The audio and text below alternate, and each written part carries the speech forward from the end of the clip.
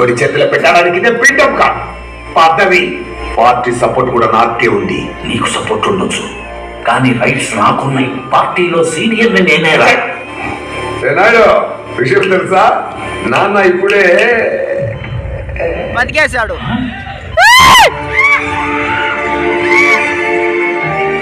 అయ్యో నాన్న, ఐసీయూలో కూడా రాజకీయం చేస్తున్నారు ఏంటి నాన్న?